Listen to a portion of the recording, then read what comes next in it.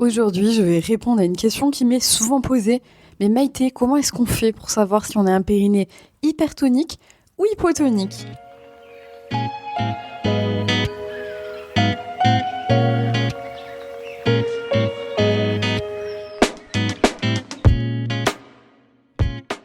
Et bonjour!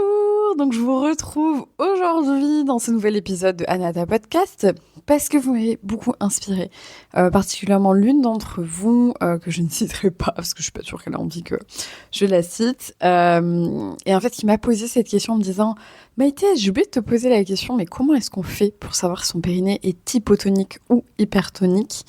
Parce qu'en fait, c'est vrai qu'à partir du moment où vous commencez à vous renseigner un peu sur le sujet, vous pouvez vous dire, mais mince, mais comment est-ce que je peux savoir? Et bien le but, c'est on va répondre à tout ça dans cet épisode de podcast. Donc déjà, je vais même commencer en vous disant, si jamais vous avez des questions comme ça un peu autour de l'endométriose, du périnée, de la femme au global, et que vous pensez que je peux potentiellement répondre à votre question, n'hésitez pas, ça peut m'inspirer comme ça des épisodes, parce que c'est exactement ce que je lui disais, en disant qu'en fait c'est trop difficile de répondre à certaines questions, là en message privé sur Instagram, je vais pas faire des vocaux à tout le monde, et surtout c'est un sujet qui mérite en fait de prendre du temps et de l'explication. Donc aujourd'hui, vous allez en apprendre beaucoup plus sur votre périnée. D'ailleurs, on va commencer peut-être déjà par définir qu'est-ce que c'est que le périnée.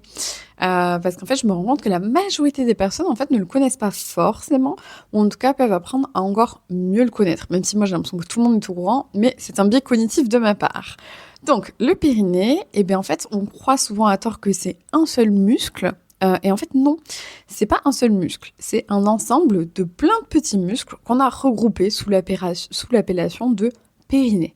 Vous pourrez aussi parfois entendre le terme de, par exemple, diaphragme pelvien, que moi j'aime beaucoup. On y reviendra peut-être après pourquoi sur le mot diaphragme, mais il y en a aussi qui peuvent appeler ça un plancher pelvien. J'aime beaucoup moins cette expression de plancher, parce que pour moi un plancher c'est quelque chose de rigide, de dur, mais j'entends pourquoi on a pu l'utiliser, c'est parce que notre périnée en fait c'est ce qui vient fermer le bas de notre bassin, donc c'est un peu comme si c'était le sol, et que par exemple votre diaphragme, le muscle qui vous permet de respirer qui est juste sous vos côtes, donc ça c'est le diaphragme thoracique, lui serait plutôt en fait le toit de votre ventre. Si on devait imaginer comme ça. Je fais une toute petite aparté. Si jamais par ici, il y en a qui sont vraiment très visuels, n'hésitez pas, lors de cet épisode de podcast ou après, si vous conduisez, à aller carrément taper aussi sur Google ou sur YouTube pour voir des vidéos qui peuvent vous expliquer, vous montrer plus facilement, parce qu'il y en a, je sais, elles les intègrent plus facilement comme ça. Et par exemple, sur YouTube, il y a des vidéos trop intéressantes de Anatomie 3D Lyon. Il y en a sur le périnée, il y en a sur les abdominaux, ils vous expliquent couche par couche, enfin trop intéressant, donc n'hésitez pas, suite à cet épisode de podcast ou en même temps, à aller regarder.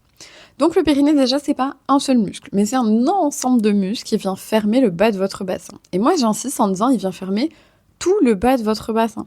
Donc votre bassin, si vous n'en avez pas conscience, du coup c'est quand même un peu comme un losange.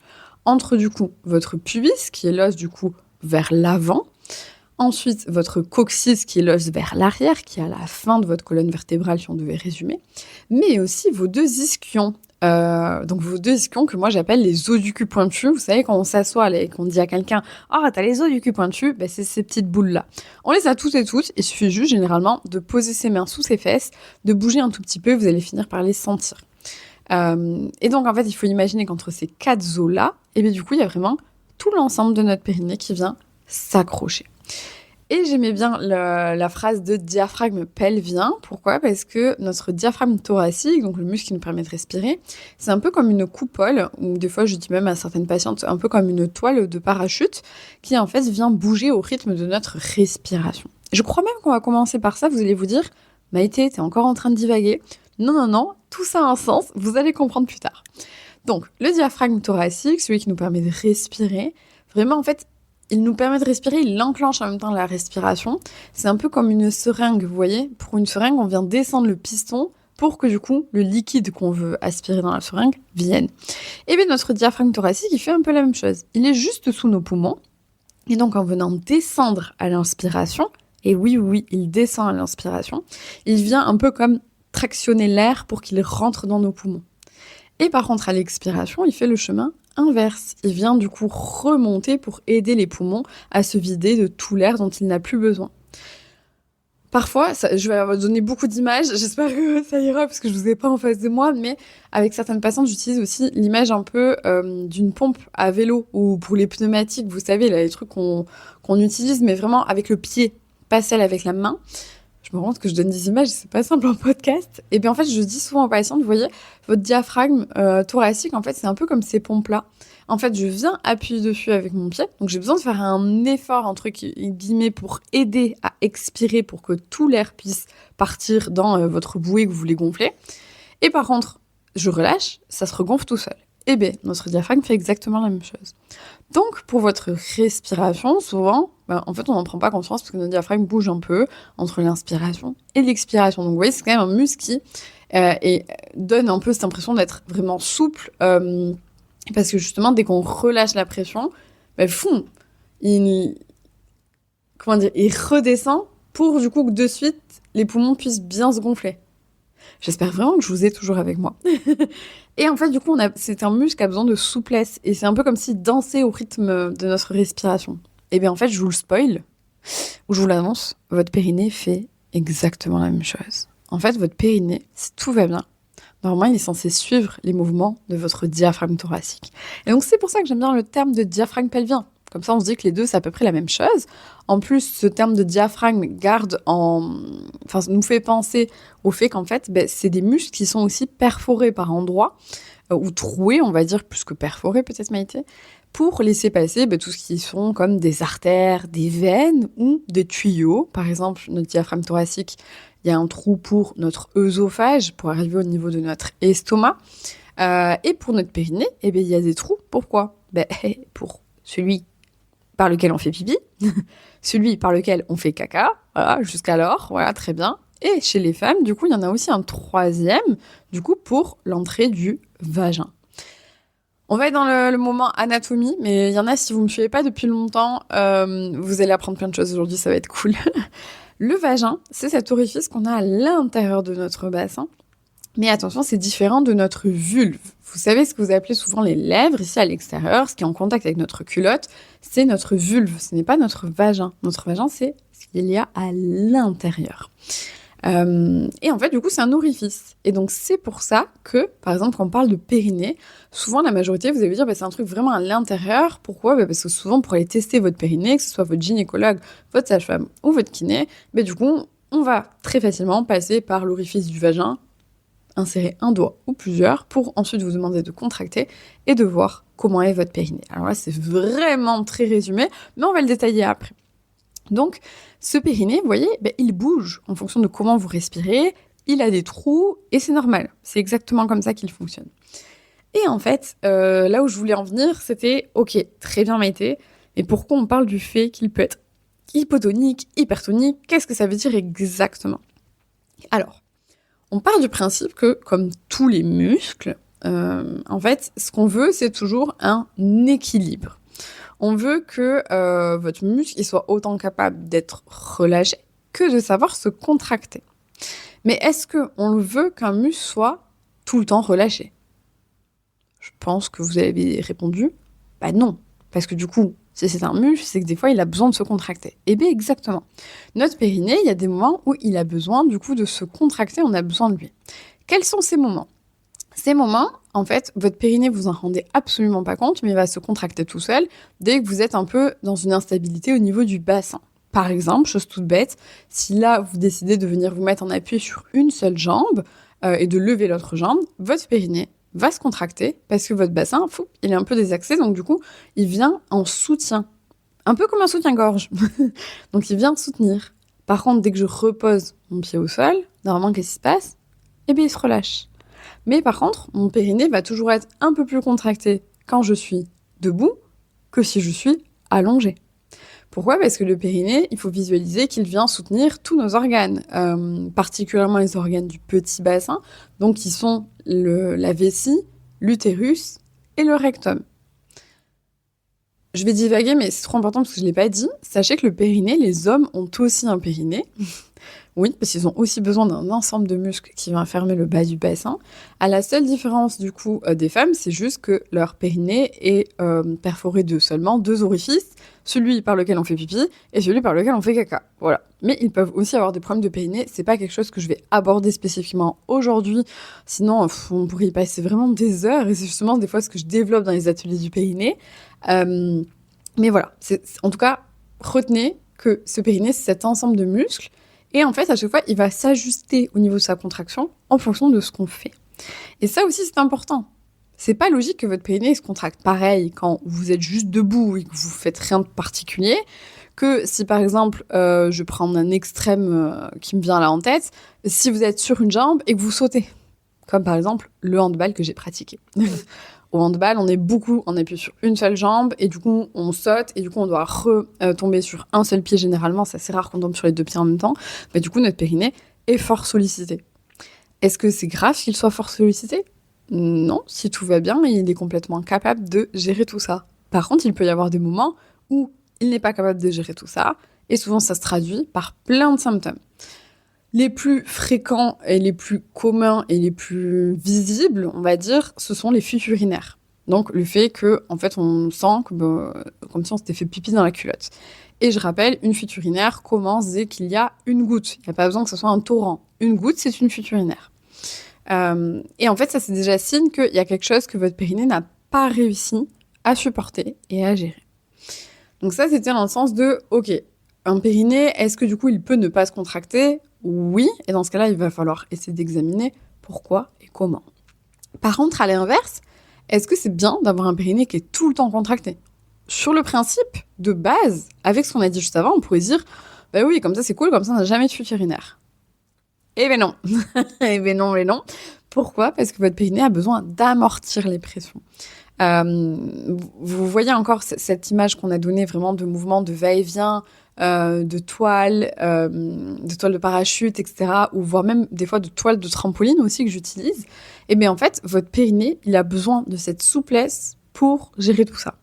S'il est tout le temps contracté, bah, du coup, il est dur. Et donc, du coup, il ne peut pas amortir toutes ces choses-là. Donc, du coup, qu'est-ce qui se passe ? Et bien finalement, des fuites urinaires aussi. Et ça, souvent, ça surprend tout le monde. On se dit, mais je peux pas avoir des fuites urinaires, Maïté, si j'ai un périnée hypertonique. Eh bien, si, en fait. Parce que, on va reprendre l'image du trampoline. Je pense qu'elle est parlante. Vous voyez, un trampoline classique, il est accroché, du coup, par tous les endroits. Bon, c'est pas un losange, mais on va visualiser à la limite, si vous voulez, qu'on a un trampoline en losange. Et en fait, s'il y a un endroit sur lequel je desserre un tout petit peu la tension de la toile, ben, vous comprenez bien que si je lance quelque chose sur le trampoline ou si moi je veux me faire sauter sur le trampoline, ça va pas marcher pareil. Donc, en fait, on a besoin que ça soit un peu accroché pareil sur les 4 endroits. Par contre, si à l'inverse, je viens ultra tendre du coup la toile, qu'est-ce qui se passe ? Ben, je rebondis pas du tout. Donc, en fait, ça ne va pas non plus. Donc, c'est cette notion d'équilibre qui est la plus importante et qui, pour autant, croyez-moi, ça me déprime. Je me dis, depuis le temps que je suis kiné, bon, je dis ça comme si j'avais 70 ans, mais bon, si vous l'avez pas compris, moi, je trouve toujours que tout va très lentement quand même. Mais en fait, j'entends encore tellement de personnes et même de professionnels de santé, en fait, ne pas avoir conscience de ça, du fait que le périnée a besoin de cet équilibre entre la contraction et le relâchement. Sinon, en fait, ça ne va pas. Et en fait, on peut avoir des fuites urinaires, même avec un périnée hypertonique. Sinon, dans les symptômes un peu plus classiques d'un périnée hypertonique, on n'aurait pas avec un périnée hypotonique comme ça. On pourrait dire que c'est des périnées qui sont plus douloureux. Donc, il y a peut-être beaucoup plus de chances d'avoir des douleurs, par exemple, à l'intromission de quelque chose à l'intérieur du vagin, des rapports sexuels ou autres. Moi, c'est quelque chose où je me dis, bon, peut-être plus de chances sur un périnée hypertonique, du coup, qui ne relâche pas. Ou carrément même des fois des patientes qui ne peuvent plus rien du tout insérer à l'intérieur du vagin, ne peuvent plus faire d'examen gynécologique avec le spéculum. En fait, c'est un périnée hypertonique qui ne se relâche pas du tout, et après ça peut être plein d'autres pathologies comme le vaginisme, etc. Déjà on peut se dire ok. Après c'est tout bête, mais aussi moi je dis souvent que des femmes qui ont quand même aussi souvent des problèmes de sciatique, de douleurs dans le bas du dos, mais aussi potentiellement de règles douloureuses. Moi, ça peut aller dans le sens d'un périnée hypertonique aussi. Pourquoi? Parce qu'en fait, tout simplement, souvent, si le périnée ne se relâche pas, il n'y a pas une bonne circulation sanguine dans le petit bassin. En tout cas, ça va venir remettre de la tension dans plein d'autres muscles. Et c'est assez rare, en tout cas moi, dans ma clinique avec des patientes, c'est très rare d'avoir un périnée hypertonique et d'avoir des fessiers complètement relâchés qui ne font pas du tout mal. Alors là, vous allez peut-être vous dire, mais tu sais, moi, mes fessiers comme ça, ils me font pas mal. Ouais, mais je suis sûre que si je viens tester vos fessiers, je suis capable de vous faire hurler des fois, surtout si vous avez un périnée hypertonique, parce qu'en fait, les fessiers font la même chose, ils ne se relâchent jamais ou pas assez, et en fait, du coup, ça ne va pas, et du coup, ça vous épuise, et ça peut causer plein de troubles. Et au niveau des lombaires, mais en fait, c'est un peu pareil, du coup, ça vient tout déstabiliser. Donc, un périnée hypertonique, c'est pas du tout mieux qu'un périnée hypotonique, c'est un déséquilibre qu'il faut prendre en charge, et pour cela, il ne faut pas hésiter à en parler et à venir consulter et faire de la rééducation. En kiné, on est vraiment spécialiste de tout ça. Alors, bien sûr, c'est un kiné spécialisé, mais en fait, faut pas rester avec tout ça. Maintenant, je vais mettre les deux pieds dans le plat. Je vais parler de mon expérience clinique avec mes patientes. Clairement, aujourd'hui, est-ce que j'ai déjà eu des patientes avec un périnée hypotonique? Alors, j'aurais tendance à vous dire qu'au tout début, je vous aurais dit, mais bien sûr, en fait, Maïté, quasiment toutes les patientes qui viennent dans mon cabinet. Bon, ça, c'est parce qu'au tout départ, quand j'ai commencé, j'avais pas confiance. Je ne savais pas évaluer un périnée hypertonique. Voilà, je ne savais pas. Je sentais juste que quand j'insérais mon doigt lors de l'examen, il y avait des femmes qui avaient un vagin qui me semblait beaucoup plus étroit et d'autres beaucoup plus grand. Voilà. Mais au départ, je me disais, c'est l'anatomie classique aussi de chacune, on est toutes différentes, il y en a qui sont grandes, etc. Voilà, c'est ça. Alors en fait, oui, on a quand même des différences entre femmes, etc. On le voit même au niveau de la vulve, tout le monde n'a pas la même taille de lèvres, il y a des petites lèvres qui sont plus grandes que les grandes lèvres, c'est pour ça que moi souvent je ne les appelle plus grandes lèvres et petites lèvres, je dis lèvres internes et lèvres externes, comme ça on sait de quoi on parle et on ne crée pas des pseudo-complexes là-dessus.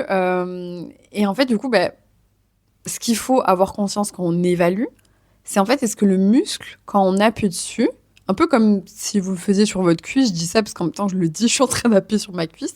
Quand j'appuie sur un muscle, s'il est relâché, comment dire, ça rebondit. Vous voyez? Ça peut même donner, des fois, il y a des patientes qui me disaient, mais c'est flasque. Oui, c'est bien, c'est relâché, en fait. Enfin, un muscle, ce qu'on lui demande, c'est d'être en on et en off. Donc, quand il est en off, il a raison, il se repose. Et en fait, sur un périnée, c'est la même chose. Et en fait, ça peut... Enfin, je savais pas, moi, à l'époque, le bilan D. Et du coup, je pense qu'au tout départ, je suis passée à côté de pas mal de périnées hypertoniques. Même si je dis ça et je repense à une patiente que j'ai eue dans mes débuts. Est-ce que je peux l'expliquer là? Oui, je pense. En fait... Comment dire, j'ai remplacé dans un congé maternité, donc j'ai remplacé pendant un moment, et en fait, c'était moi qui gérais toutes les rééducations périnéales, et c'était du coup une patiente qui venait me voir après un accouchement qui n'avait pas été en plus, voilà, il y a toujours pire comme accouchement, mais pour la femme, ça avait été quand même assez compliqué. Et elle jouait un sport dans lequel il y avait quand même pas mal d'impact au niveau du périnée. Et c'était quelqu'un qui m'avait dit que, en fait, elle avait toujours pour elle eu un peu des fuites. Mais pour elle, vu que c'était juste une goutte, ça valait pas le coup de venir consulter. Mais que là, par contre, elle voulait vraiment en profiter de cet instant-là, de sa rééducation postpartum, pour vraiment faire en sorte de ne plus en avoir du tout. Et en fait, si vous voulez, moi, dès le bilan, je voyais bien qu'il y avait possiblement aussi d'autres choses dont elle n'était pas encore OK de me parler. Mais je creusais pas plus, parce que moi, à chaque fois, je pars du principe qu'on parle de choses tellement intimes avec les patientes. Au départ, elles me viennent, elles me connaissent pas et tout. Et même quand elles me connaissent, des fois, même pour certaines, ça peut être pire si elles me connaissent, parce que du coup, elles me connaissent peut-être dans la vie perso ou autre. Et du coup, là, elles vont venir me parler d'un truc ultra intime, même si je leur rappelle tout le temps que je suis soumise au secret médical et que moi, tout ce qui est dit dans l'enceinte de mon cabinet n'est jamais ressorti. Ou alors, s'il est ressorti, c'est vraiment d'une manière comme là, ce que je peux faire dans le podcast, où jamais on peut savoir que c'est vous.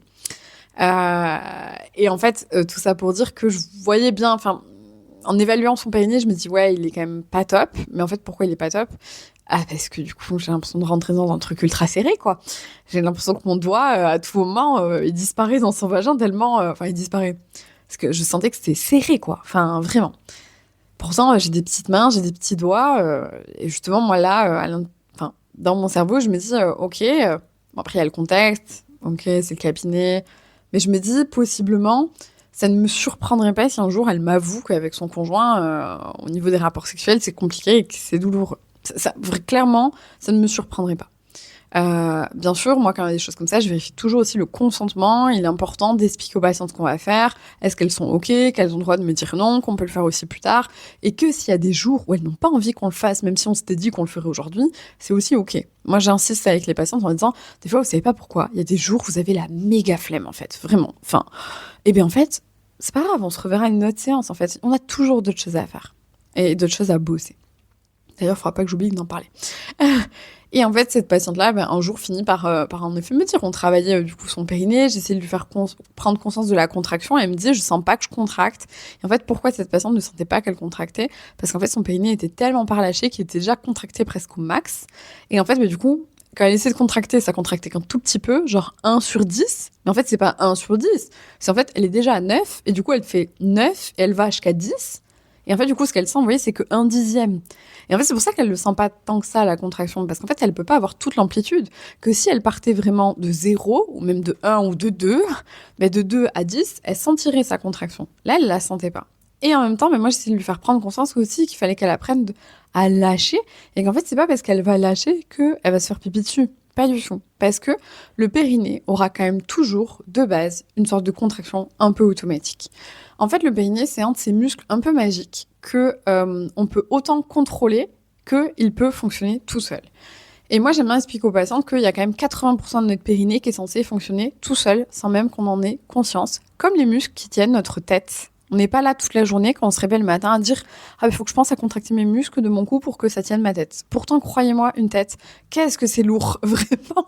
Donc moi, je remercie à chaque fois ces muscles en me disant « Heureusement qu'ils font leur job tout seuls sans que j'ai besoin d'y penser. » Comme à notre exemple de muscles un peu automatiques on a des muscles qui s'occupent de faire lever notre pied quand on marche et qui ensuite se relâchent quand on n'a pas besoin de lever ce pied et qu'on lève l'autre, etc. Bon, c'est toute une machinerie, la marche, je vous jure, c'était le nombre de cours qu'on a eu en kiné là-dessus où tu es obligé de décoder chaque muscle qui se contracte quand tu fais tel mouvement, tel millimètre. C'est impressionnant et fascinant en même temps. S'il y a des podologues qui m'écoutent, du coup, je sais que là-dessus, on s'y connaît tous, quoi. Mais bref, ça me fascinera toujours. Et en fait, on a un muscle, vous voyez, qui pense, du coup, à se contracter pour qu'on puisse lever le pied.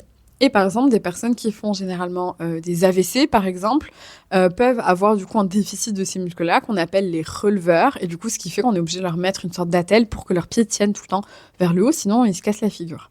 Et bien, votre périnée, c'est le même muscle. Sauf que lui, il a l'option que si vous avez envie, vous pouvez le contrôler. Donc, vous pouvez décider volontairement de le contracter ou de le relâcher. Et nous, généralement, en rééducation, en tout cas moi, aujourd'hui, en 2026, ce que je vais chercher dans tous les cas à la finalité de la rééducation, ce que je veux, c'est que votre périnée fonctionne tout seul, sans même que vous ayez besoin d'y penser. Donc, c'est-à-dire quand vous toussez, quand vous éternuez, quand vous portez le cosy, en fait, c'est pas à vous de penser à contracter votre périnée, normalement, de base. Même, je dis une connerie, si vous faites du crossfit, si vous sautez, normalement, on n'a pas besoin de penser à contracter son périnée. Mais aujourd'hui, des fois, il peut y avoir des troubles après un accouchement ou autre, mais pas que. On peut avoir des troubles au niveau du périnée, même si on n'a jamais accouché, où on a besoin de retrouver cette fonction du périnée. Et donc, on peut passer par le fait de penser volontairement à le contracter, mais il faudra quand même, à un moment donné, arrêter pour que ça revienne tout seul. Pour moi, une patiente qui me dit « C'est bon, j'ai plus de fuite, mais du coup, je dois y penser, donc dès que je sens l'éternuement, c'est moi qui pense et qui contracte », pour moi, la rééducation, elle n'est pas terminée. Elle n'est pas terminée, parce que du coup, il y a forcément un jour où la patiente, elle n'aura pas le temps d'y penser. En même temps, désolé, mais un éternuement, ça va tellement vite. Moi, je dis, des fois, un éternuement, j'ai même pas le temps de mettre ma main devant la bouche. Parce que des fois, je le sens venir, mais d'autres, non. Et en fait, du coup, si vous devez y penser volontairement, c'est toujours beaucoup plus lent que si ça se fait automatiquement. Donc, ce qu'on cherche, c'est l'automatique à chaque fois. Et dans un périnée hypertonique, en fait, il faut essayer de comprendre pourquoi, qu'est-ce qui fait que votre périnée, naturellement, ne veut pas se relâcher. Alors, c'est une grande question. Il peut y avoir plein de choses. Ça me fait penser que je n'ai pas répondu à l'autre question. Désolée, je crois que je divague beaucoup aujourd'hui. Je vais revenir à ma question de est-ce qu'aujourd'hui, j'ai beaucoup eu de patientes avec un périnée hypotonique? La réponse, je vous dis d'avance, non. Des vraies patientes avec un périnée très faible, j'en ai une en tête. vraiment, où en fait, ouais, on sentit que c'était une faiblesse. Enfin, je lui demandais 4 contractions, la 5e, elle était impossible. Voilà, donc chez cette patiente, on a dû renforcer son périnée. Après, c'était assez logique qu'elle avait un périnée hypotonique. C'était quelqu'un qui, dans sa vie, a malheureusement dû être beaucoup alité. Et donc, en fait, son muscle n'a pas été beaucoup stimulé. Ensuite, pour ses 2 grossesses, elle a été alitée quasiment dès le début. Donc, en fait, voilà, je vais pas vous mentir, il n'y avait pas que son périnée qui était hypotonique. Sa sangle abdominale, n'en parlons même pas. Tous ses muscles au niveau de son dos aussi. Enfin, voilà, il fallait remuscler son corps en général. Mais sinon, moi, aujourd'hui, l'extrême majorité de mes patientes, en fait, ont soit un périnée qui est bon, dans le sens où si je leur demande de contracter, relâcher sur le plan comme ça, tout va bien.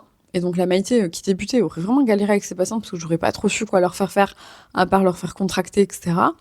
Et en fait, souvent, c'est des périnées qui manquent plus de réflexes. Il faut que les réflexes fonctionnent mieux, plus vite, dans des situations plus complexes. Voilà. Ou sinon des périnées hypertoniques qui ne se relâchent pas. Et donc, en fait, vu qu'ils ne se relâchent pas, ils n'arrivent pas à amortir les pressions, ils créent des douleurs, ils créent des inflammations, et du coup, ça ne va pas. Et particulièrement dans l'endométriose, par exemple, parce que c'est un sujet dont je parle quand même beaucoup, y a toujours ce contexte de douleur, d'inflammation chronique. Et en fait, moi, je pourrais presque vous dire que je dis pas que je mets ma main à couper parce que j'ai quand même besoin de ma main. Donc bon, j'aime pas trop dire ces choses-là, me porter la poisse, mais quand même, l'extrême majorité de mes patientes, même aujourd'hui, une femme atteinte d'endométriose avec un périnée hypotonique, j'en ai vu aucune. J'en ai vu aucune. Et pour autant, si jamais vous allez voir votre gynécologue en lui demandant comment est votre périnée, je suis désolée d'avance, il y a des gynécologues qui m'écoutent et en même temps, je suis désolée, c'est ce que je pense. En fait, les gynécologues aujourd'hui ne savent pas bilanter un périnée parce que souvent, vous avez les pieds dans les étriers. On vous dit, allez-y, madame, vous contractez. On vous a même pas expliqué ce que vous devez contracter. Et des fois, on vous donne une image qui finalement n'est même pas la bonne. Par exemple, on vous dit, serrez comme si vous voulez retenir un gaz. Oui, ok, ça c'est bien, ça va vous faire contracter certains muscles de votre périnée qui sont plus au niveau de votre anus, donc qui sont censés être un peu plus forts et qui sont plus faciles à sentir quand ils fonctionnent bien.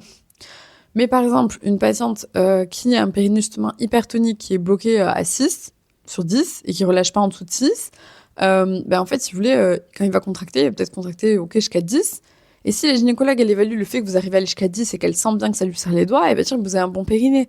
C'est en fait non, parce que votre périnée, il relâche pas jusqu'au bout. Donc c'est problématique. Tout bêtement, aussi, une cicatrice au niveau du périnée peut aussi créer une tension et du coup empêcher votre périnée de se relâcher clairement.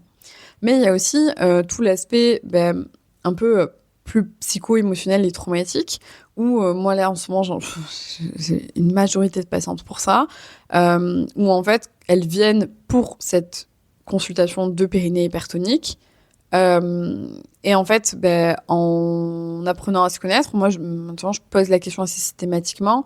Je leur explique qu'il y a une part de mécanique qu'on va travailler ensemble, mais il y a aussi une part au niveau du cerveau, de pourquoi votre périnée ne peut pas se relâcher plus. Est-ce que c'est juste, je dis juste comme si c'était simple, aussi un peu de lâcher prise, parce que des fois, on rentre dans un cercle vicieux. Aussi, une première fois, vous avez eu des fuites, parce que votre périnée était déjà un tout petit peu hypertonique, mais c'était pas grand-chose, et jusqu'alors, ça passait. Et qu'après, vous avez commencé à avoir des fuites à des moments où c'était ultra gênant. Mais en fait, votre cerveau, il va se dire quoi? Il va se dire, en fait, il faut que je contracte tout le temps cette zone, donc du coup, vous allez tout le temps contracter. En fait, vous continuez d'alimenter cette source-là, et donc en fait, vous restez avec votre périnée hypertonique et vous l'entretenez. Et donc, en fait, c'est de pire en pire. Et en fait, du coup, quand moi, après en kiné ou d'autres, ou mes consoeurs, vous demandez d'apprendre à relâcher, vous avez l'impression que si vous relâchez, vous allez vous faire pipi dessus. Alors qu'en fait, non. Donc, des fois, il faut détricoter un peu tout ça. Et sinon, il peut aussi y avoir des expériences, malheureusement, qui n'ont pas du tout été top, dans lesquelles vous avez eu des douleurs dans cette zone-là, ou dans lesquelles votre consentement n'était pas là, ou c'était pas OK. Et ça, souvent, moi, je dis aux patientes, c'est ultra important de consulter quelqu'un dont c'est le métier, de vous aider là-dessus. Moi, je leur dis, parfois, ça passe par le corps, mais c'est important quand même de travailler avec quelqu'un dont c'est le métier, donc que ce soit... moi, je suis très psychothérapeute parce que c'est des professionnels de santé et c'est les pros de la santé mentale et de comment fonctionne notre cerveau. Après, voilà, il y en a d'autres qui vont travailler avec d'autres professionnels comme les kinésiologues ou autres. Moi, tant que c'est quelqu'un avec qui la patiente peut réussir à travailler tout ça de manière sécure, ça me va. Mais en effet, je pense à une là que j'ai prochainement, que j'ai cette semaine. En fait, c'est suite à un examen gynécologique où elle venait juste pour voir si elle avait besoin de faire un frottis. Elle n'avait pas besoin de faire un frottis. Son gynécologue lui a demandé de l'ausculter. Enfin, lui a dit qu'il voulait l'ausculter. Il l'a ausculté. En fait, il a utilisé un spéculum et il lui a fait super mal. Et en fait, suite à ça, elle s'est crispée. Il lui a dit, mais il faut vous détendre. Et puis, bon, bref, on lui a fait des réflexions qu'on ne devrait jamais entendre en 2025-26. Heureusement, depuis, elle a changé de gynécologue. Elle a découvert qu'en fait, on n'était pas obligé de, à chaque fois, être examiné, qu'un spéculum, on peut le réchauffer aussi pour éviter qu'il soit froid, qu'il y a différentes tailles de spéculum aussi. Bref, on est sur ce travail-là avec cette patiente. Et en fait, elle a un périnée hypertonique, mais en réaction à une situation qui n'a pas été. Et donc son corps s'est mis en protection et moi je lui ai dit, son corps initialement il a pris une bonne stratégie, il a voulu vous protéger et il veut essayer de vous éviter à ne plus avoir mal. Sauf que cette stratégie sur le long terme elle marche plus parce qu'en fait vous finissez par en souffrir et ça vous fait plein de choses. Donc là il va falloir aussi un peu passer par le mental et traiter ce trauma-là pour reprendre confiance en votre corps et lui réexpliquer que ok, c'est légitime, il a été blessé, ça n'a pas été ok, par contre, aujourd'hui, il y a plein de situations dans lesquelles c'est censé être ok, ça ne l'est pas. Donc, en fait, on va apprendre à lâcher. Et ce que j'ai dit à cette patiente, c'est si jamais un jour vous retombez sur un gynécologue, vous devez changer pour X ou Y raison et que vous vous sentez pas en sécurité et que vous sentez que vous contractez votre périnée, moi, sur le coup, c'est ok. N'allez pas au-delà de cette sensation. Moi, quand quelqu'un m'agace, je serre des dents. En fait, voilà. Mais c'est juste que du coup, qu'est-ce que je fais? Je ne reste pas avec cette personne pendant 8000 ans. J'essaie de partir pour desserrer ensuite mes dents quand la personne n'est plus là. Mais avec le périnée, c'est la même chose. Donc, tout ça pour dire, vous voyez, c'est complexe. Je suis déjà à 30 minutes d'épisode. En fait, le périnée, comment savoir s'il est hypotonique ou hypertonique? Le seul moyen réel de le savoir, c'est de faire un vrai bilan du périnée. Et pas juste contracter madame et relâcher. Parce qu'il faut bilanter chacun des muscles du périnée. Donc ceux qui sont d'un côté, ceux qui sont de l'autre, ceux qui sont plutôt vers l'anus, ceux qui sont plutôt vers la vessie, pour résumer. Et en fait, c'est dans cette globalité de votre muscle, ok, est-ce qu'il sait se contracter? Est-ce qu'il sait se relâcher? Est-ce que si je vous demande de tousser, est-ce qu'il se contracte ou pas? Mais est-ce qu'il se contracte? Mais c'est pas vous, encore une fois, qui avez ici, c'est il doit le faire toute seule.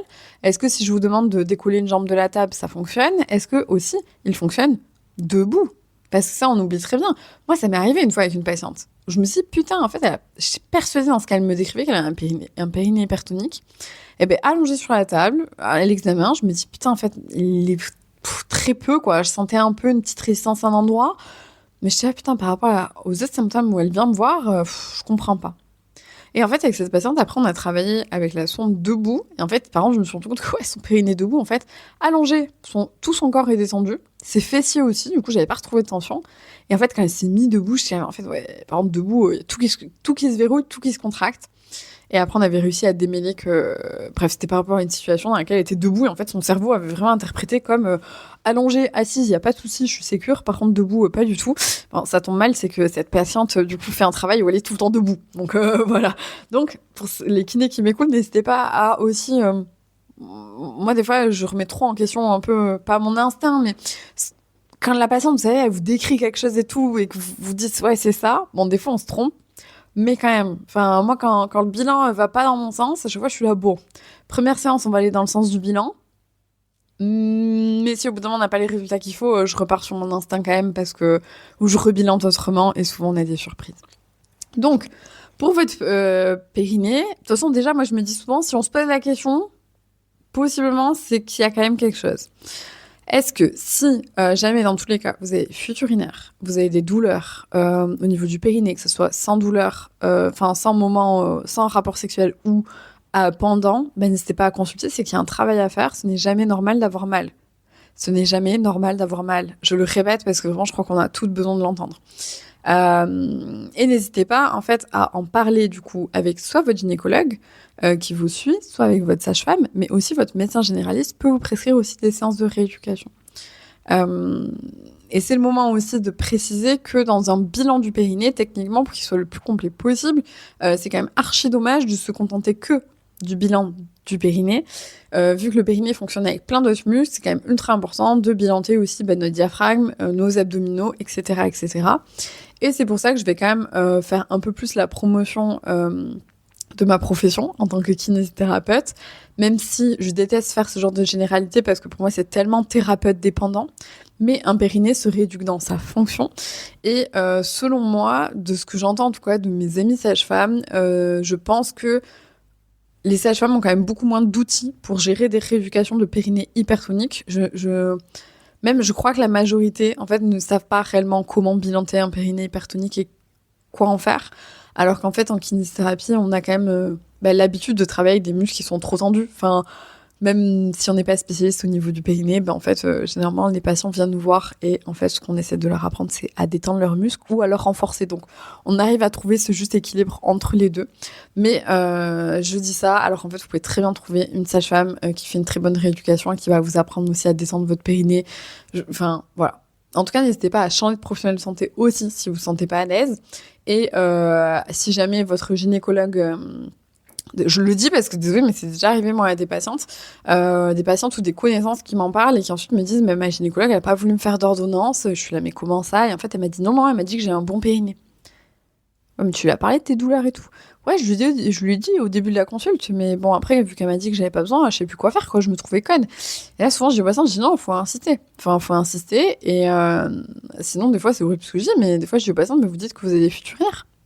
Parce que de toute façon, si vous avez des douleurs au rapport, etc., que vous cochez plein d'autres cases au niveau périnée hypertonique et que vous n'avez pas encore les fuites urinaires, un jour, vous les aurez. Donc bon, souvent, quand on me dit qu'on a les fuites urinaires, ils vous donnent de la rééducation, très bien, et nous, ensuite, on bilante et on travaille que ce dont vous avez besoin pour aller mieux et pour, sur le long terme, ne plus avoir de problème. Donc, c'est ce qu'il faut garder en tête. Et j'en veux pas forcément aux gynécologues, aux médecins généralistes ou autres, parce que moi, j'aime bien dire que c'est assez simple de ma part de dire ça, alors que je me suis quand même assez hyper spécialisée.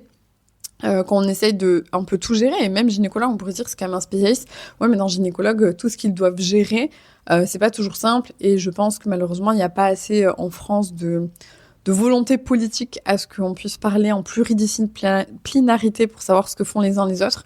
Et donc souvent, en fait, ils savent pas forcément, et en fait, ils ont pas conscience de ce qu'est un périnée hypertonique, et même si on leur a dit des fois en conférence, c'est pas la même chose que nous, on le vit tous les jours avec nos patientes.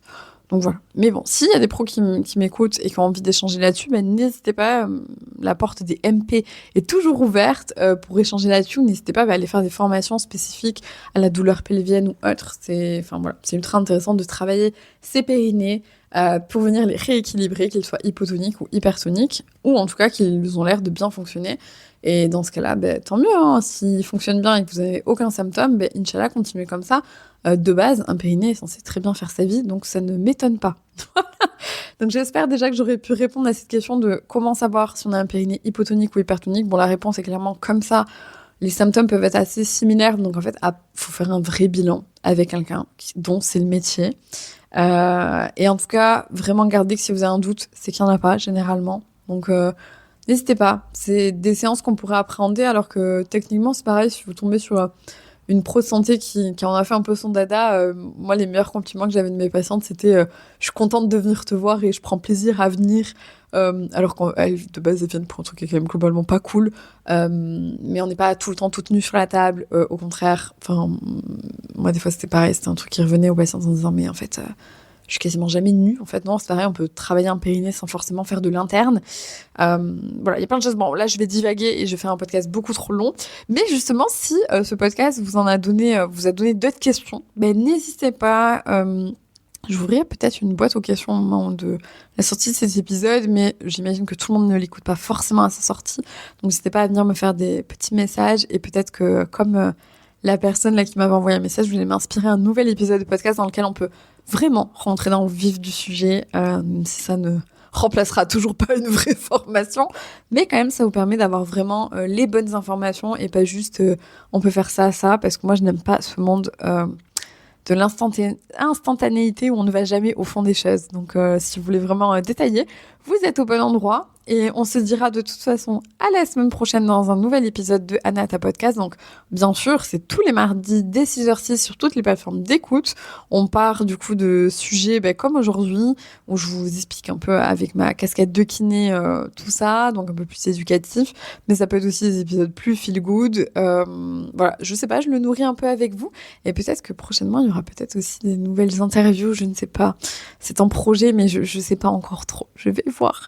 En tout cas, si ça vous plaît, n'hésitez pas à me le dire. C'est toujours cool parce que moi là, j'enregistre toute seule avec mon micro et en fait, j'ai pas souvent. Enfin, j'ai des retours, mais des fois, j'en aimerais encore plus. Donc, n'hésitez pas à juste me dire j'ai écouté ton épisode, merci, c'était trop cool. Enfin, moi, ça me fait toujours plaisir. Et j'arrête là. Et je vous souhaite une belle journée ou une belle soirée en fonction d'à quel moment vous écoutez cet épisode. À la semaine prochaine!